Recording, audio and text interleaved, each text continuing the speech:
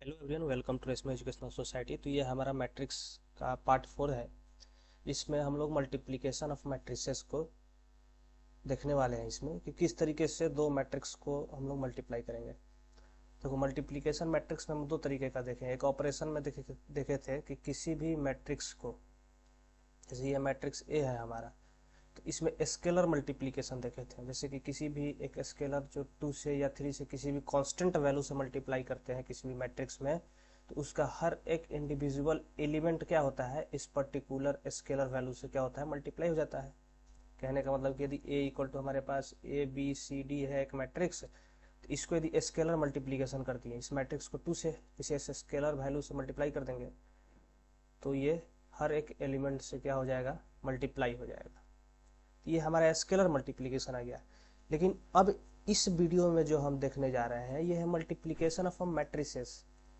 देखो, ये मैट्रिक्स एक सिंगुलर फॉर्म हो गया और इसका प्लूरल फॉर्म होता है मैट्रिसेस। ठीक है, मैट्रिसेस मतलब एक से ज्यादा मैट्रिक्स का। ठीक है ना। तो यहाँ पे हम दो मैट्रिक्स के बीच का मल्टीप्लिकेशन देखने वाले हैं। हमारे पास दो मैट्रिक्स है और इन दोनों मैट्रिक्स का क्या मल्टीप्लिकेशन होगा, ये चीज हम देखने वाले हैं। ठीक है, तो एक छोटा सा एग्जाम्पल लेते हैं और उसी एग्जाम्पल से हम लोग क्या करेंगे, हर एक पॉइंट को समझते चलेंगे, क्योंकि एग्जाम्पल से थोड़ा बेटर फील आता है। ठीक है, काफी फील आता है एग्जाम्पल के साथ समझने में। तो एक एग्जाम्पल लेते हैं हम 1 4 6 2। ये मैट्रिक्स ए है हमारे पास, और एक मैट्रिक्स बी लेते हैं हम, जिसमें हमारे पास 2 6 8 1 4 3 कुछ इस तरीके से है। तो इस मैट्रिक्स का ऑर्डर देखो, तो इसका ऑर्डर 2 by 2 है। इस मैट्रिक्स का जो ऑर्डर है वो क्या है, 2 by 3 है। क्या है, 2 by 3 है। अब मैट्रिक्स का कहने का मतलब क्या है कि मल्टीप्लिकेशन किस चीज में होगा, किस मतलब कब मल्टीप्लिकेशन हम करेंगे, कब नहीं करेंगे, उस चीज को थोड़ा समझते हैं। तो इसका कहने का मतलब ये होता है कि जो मैट्रिक्स ए है और बी है, दोनों को मल्टीप्लिकेशन करना है, हमें दोनों को मल्टीप्लाई करना है। ए इंटू बी हमें चाहिए। फाइनली हमें क्या चाहिए, हमें चाहिए ए इंटू बी। जब कभी भी ए को बी से मल्टीप्लाई करेंगे, तो इसमें देखो कितने कॉलम है, इसमें 2 कॉलम है ना, 1 2। तो इस ए मैट्रिक्स में जितना कॉलम है, दूसरे वाले मैट्रिक्स में उतना रो होना चाहिए। तो इसमें देखो कितना रो है, 1 रो है, 2 रो है। समझ में आ रहा है। यानी कि जब कभी भी ए इंटू बी कब डिफाइन होगा, ए इंटू बी कब डिफाइन होगा, इस चीज का ध्यान रखना, कब डिफाइन होगा, when number of column of A is equal to number of row of A B. यानी कि ए का कितना कॉलम है और वही कॉलम, उतना ही कॉलम दूसरे वाले मैट्रिक्स में होना, उतना ही जो, जैसे कि ए वाला में कितना नंबर ऑफ कॉलम है, तो 2। इसको थोड़ा सा और नीचे करते हैं। ए इंटू बी कब डिफाइन है इस केस में, अब समझना। इस ए में नंबर ऑफ कॉलम कितना है, नंबर ऑफ कॉलम 2 है ना, और इसमें नंबर ऑफ रो कितना है, 2 है। तो number of column in A is equal to number of row in B.